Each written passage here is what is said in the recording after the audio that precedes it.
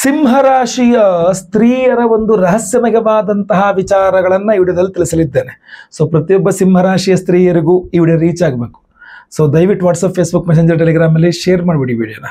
ನಿಮ್ಮ ತಾಯಿಗೋಸ್ಕರನೋ, ಅಥವಾ ನಿಮ್ಮ ತಾಯಿ ಸಿಂಹರಾಶಿ ಆಗಿದ್ದರೆ, ಅಥವಾ ಅಕ್ಕ ತಂಗಿದ್ರು ಸಿಂಹರಾಶಿ ಆಗಿದ್ದರೆ, ಹೆಂಡತಿ ಸಿಂಹರಾಶಿ ಆಗಿದ್ದರೆ, ನೀವೇ ಸಿಂಹರಾಶಿಯ ಸ್ತ್ರೀ ಆಗಿದ್ದರೆ, ಆ ಸಿಂಹರಾಶಿಯ ಸ್ತ್ರೀಯರಿಗೆ ಸಂಬಂಧಪಟ್ಟಂತಹ ವಿಚಾರಗಳನ್ನ ವಿಡಿಯೋದಲ್ಲಿ ತಿಳಿಸ್ತೇನೆ ನಾನು. ಆಯಿತಾ? ಒಂದಿಷ್ಟು ಪ್ರಮುಖವಾದ ನೀವು ತಿಳ್ಕೊಳ್ಬೇಕಾದಂತಹ ವಿಚಾರಗಳು. ಸಿಂಹರಾಶಿಯ ಸ್ತ್ರೀಯರಿಗೆ ಬಹಳ ಮುಖ್ಯವಾಗಿ ರವಿಗ್ರಹ ಇಲ್ಲಿರಬಾರದು, ಹಾಗೂ ಕುಜಗ್ರಹ ಇಲ್ಲಿರಬಾರದು. ಇಲ್ಲಿ ರವಿ, ಇಲ್ಲಿ ಕುಜ ಇದ್ದು ಸಿಂಹರಾಶಿ ಸ್ತ್ರೀಯರು ನೀವು ಅಂತಾದರೆ ಆರೋಗ್ಯ ಮೇಲಿಂದ ಮೇಲೆ ಹಾಳಾಗ್ತಾನೆ ಇರುತ್ತೆ. ಏನಾರು ಗ್ರಹಚಾರ ಕೆಟ್ಟು ಇಲ್ಲಿ ಕುಜ, ಇಲ್ಲಿ ರವಿ, ಇಲ್ಲಿ ಗುರು ಆಗ್ಬಿಟ್ರೆ ಆ ಸ್ತ್ರೀ ಕತೆ ಬಹಳ ಕಷ್ಟ ಆಗ್ಬಿಡುತ್ತೆ. ಯಾಕೆಂತಂದ್ರೆ ಅಷ್ಟಮಾಧಿಪತಿ ನೀಚ, ರಾಶ್ಯಾಧಿಪತಿ ನೀಚ, ಕುಜನು ನೀಚ ಆಗ್ಬಿಡುತ್ತೆ. ಸೊ ಆದ್ದರಿಂದ ಆ ಥರ ಯಾವುದೇ ಕಾರಣಕ್ಕೂ ಆಗಬಾರದು. ಆಗದಂತೆ ಅಂದರೆ ಅಕಸ್ಮಾತ್ ಆಗಿಬಿಟ್ರೆ ಪರಿಹಾರಗಳನ್ನು ಶೀಘ್ರವಾಗಿ ಮಾಡ್ಕೊಳ್ಬೇಕಾಗತ್ತೆ. ಇನ್ನು ಕುಜ ಇಲ್ಲಿದ್ದು ಬಿಟ್ರೆ ಏನಾಗ್ಬಿಡುತ್ತೆ ಅಂದರೆ ಬಹಳ ಪ್ರಮುಖವಾಗಿ ಅಂತ ಹೇಳ್ತೀವಿ, ನಿಮಗೆ ಪೀರಿಯಡ್ಸ್ ಪ್ರಾಬ್ಲಮ್ ಜಾಸ್ತಿ ಆಗ್ಬಿಡುತ್ತೆ ಸ್ತ್ರೀಯರಿಗೆ. ಆಯ್ತಲ್ವಾ? ಇಲ್ಲಿ ಕುಜ ಇದ್ದರೆ periods problem, blood platelets counts problem ಎಲ್ಲ ಜಾಸ್ತಿ ಆಗ್ಬಿಡುತ್ತೆ. ಇಲ್ಲಿ ರವಿ ಏನಾದ್ರು ಹೌದು, ಇಲ್ಲಿ ಏನಾದರೂ ರವಿ ಇದ್ದಾನೆ ಅಂತ ಆದರೆ ನಿಮಗೆ ಸಾಮಾನ್ಯವಾಗಿಯೇ ಶರೀರದಲ್ಲಿ ಒಂದು ಸ್ವಲ್ಪ ನಿಶಕ್ತಿ ಥರ, ಏನಪ್ಪ ಇಲ್ಲಪ್ಪ ನನಗೆ ಆಗ್ತಾ ಇಲ್ಲ, ಸುಸ್ತು ಅಂತ, ಚೆನ್ನಾಗಿ ಊಟ ಮಾಡಿ ಚೆನ್ನಾಗಿ ಓಡಾಡಬೇಕಾದ ಪರಿಸ್ಥಿತಿ. ಗುರು ಏನಾದ್ರು ಇಲ್ಲಿ ಇದ್ದುಬಿಟ್ರೆ ಏನಾಗ್ಬಿಡುತ್ತೆ, ಇಲ್ಲಿ ಶುಕ್ರ ಇಲ್ಲಿ ಗುರು ಆಗಿಬಿಟ್ರೆ ಭಾಳ ಸಮಸ್ಯೆ ಆಗ್ಬಿಡುತ್ತೆ. ಯಾಕೆಂದರೆ ಸಂತಾನದ ವಿಚಾರದಲ್ಲಿ ತುಂಬ ಪ್ರಾಬ್ಲಮ್ ಆಗಿಬಿಡುತ್ತೆ.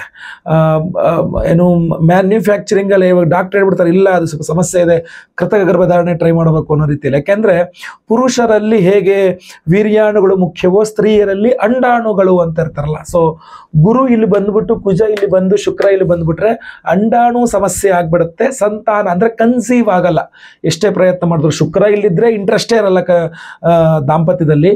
ಶುಕ್ರ ಇಲ್ಲಿ ಅದ್ರ ಜೊತೆಗೆ ಕನ್ಸೀವ್ ಆಗಲ್ಲ. ಇಲ್ಲಿ ಏನಾದರೂ ಶುಕ್ರ, ಇಲ್ಲಿ ಏನಾದರೂ ಗುರು, ಹಾಗೂ ಇಲ್ಲಿ ಏನಾದರೂ ಕುಜ, ಇದು ಈ ಥರ ಕಾಂಬಿನೇಷನ್ ಬಂದ್ಬಿಟ್ರೆ ಅವರಿಗೆ ಸ್ವಲ್ಪ ಸಮಸ್ಯೆ ಜಾಸ್ತಿ ಆಗ್ಬಿಡುತ್ತೆ.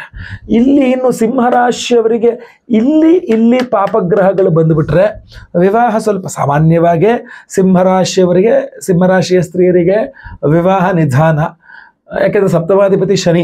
ಸೊ ಆದ್ದರಿಂದ ಏನೋ ಅದಕ್ಕೂ ಇಲ್ಲೇ ಶನಿನೇ ಇದ್ದಾನೆ ಅಂತ ಆದ್ರಂತೂ ಇನ್ನೂ ವಿವಾಹ ನಿಧಾನ ಮಾಡಿಬಿಡ್ತಾನೆ. ಒಂದೇ ಸ್ವಲ್ಪ ಬೇಗ ಟ್ರೈ ಮಾಡ್ತಾನೆ, 17, 18, 19 ಒಳಗಡೆ ಮದುವೆ ಮಾಡಿಸ್ಲಿಕ್ಕೆ ಟ್ರೈ ಮಾಡ್ತಾನೆ ಶನಿ ಸ್ತ್ರೀಯರಿಗೆ. ಇಲ್ಲ ಅಂದರೆ 28, 29, 30, 32, 35 ಆದ್ರೂ ಆಶ್ಚರ್ಯ ಇಲ್ಲ. ಶನಿ ಏನಾದ್ರು ಇಲ್ಲಿದ್ದುಬಿಟ್ರೆ ವಿವಾಹ ನಿಧಾನ ಮಾಡಿಬಿಡ್ತಾನೆ ಸಿಂಹರಾಶಿಯ ಸ್ತ್ರೀಯರಿಗೆ. ಬಹಳ ಇಂಪಾರ್ಟೆಂಟ್ ವಿಚಾರ ಅದು. ಗುರು ಇಲ್ಲಿದ್ರೆ ಸಂತಾನ ಇಲ್ಲ, ಶನಿ ಇಲ್ಲಿದ್ರೆ ಸಪ್ತಮಾಧಿಪತಿಯಾಗಿ ಸಪ್ತಮದಲ್ಲಿದ್ದರೂ ಮದುವೆ ನಿಧಾನ ಮಾಡ್ತಾನೆ, ಇನ್ನೇನಿಲ್ಲ ಮದುವೆ ನಿಧಾನ ಮಾಡಿಬಿಡ್ತಾನೆ. ಹಾಗೂ ದಾಂಪತ್ಯ ವಿರಸಗಳು ಜಾಸ್ತಿ ಆಗ್ಬಿಡುತ್ತೆ. ಇಲ್ಲಿ ಶುಕ್ರ ಶನಿ ಯಾರಿದ್ರು ಗಂಡ ಹೆಂಡತಿ ಮಧ್ಯೆ ವಿರಸ, ಅಂದ್ರೆ ಇವ್ರು ಹೇಳಿದ್ದವ್ರಿಗಾಗಲ್ಲ, ಅವ್ರು ಹೇಳಿದ್ದವ್ರಿಗಾಗಲ್ಲ, ಇವ್ರದೇ ಅಂತಾರೆ, ಅವ್ರದೇ ಅಂತಾರೆ. ಸೊ ಅದರಿಂದ ನಿಮ್ಮ ಯಜಮಾನರಿಗೆ ನಿಮಗೆ ತುಂಬ ಉತ್ತರ ದಕ್ಷಿಣಗಳಾಗ್ಬಿಡ್ತವೆ. ಇಲ್ಲೇನಾದರೂ ಶನಿ ಬಂದ್ಬಿಟ್ರೆ, ಇಲ್ಲಿ ಶನಿ ಕುಜ ಇತ್ಯಾದಿಗಳು ಕೂಡ ಬರಬಾರ್ದು. ಇದು ಸಪ್ತಮಾಷ್ಟಮ, ಇದು ಮಾಂಗಲ್ಯ ಸ್ಥಾನ ಆಗತ್ತೆ. ಮೀನರಾಶಿಯಲ್ಲಿ ಕೂಡ ಶನಿ, ಕುಜ, ರವಿ, ರಾಹು, ಕೇತು ಯಾವುದೇ ಪಾಪಗ್ರಹಗಳು ಅಷ್ಟಮದಲ್ಲಿ ಬಂದರೆ ಮಾಂಗಲ್ಯ ಸ್ಥಾನದಲ್ಲಿ ಬಂದಂಗೆ ಆಗ್ಬಿಡುತ್ತೆ. ಸೊ ಅದರಿಂದಾಗಿ ಅಲ್ಲಿ ಕೂಡ ಪಾಪಗ್ರಹಗಳು ಬರಬಾರದು ಯಾರಿಗೆ, ಸಿಂಹರಾಶಿಯ ಸ್ತ್ರೀಯರಿಗೆ. ಸೊ ಹೀಗೆ ಹಲವಾರು ಪ್ರಮುಖವಾದಂತಹ ವಿಚಾರಗಳಿರುತ್ತೆ.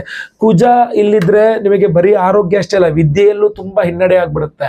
ಹಾಗೂ ಗುರು ಇಲ್ಲಿದ್ರು ವಿದ್ಯೆಯಲ್ಲಿ ಹಿನ್ನಡೆ ಆಗುತ್ತೆ, ಬುಧ ಇಲ್ಲಿದ್ರು ವಿದ್ಯೆಯಲ್ಲಿ ಹಿನ್ನಡೆ ಆಗ್ಬಿಡುತ್ತೆ.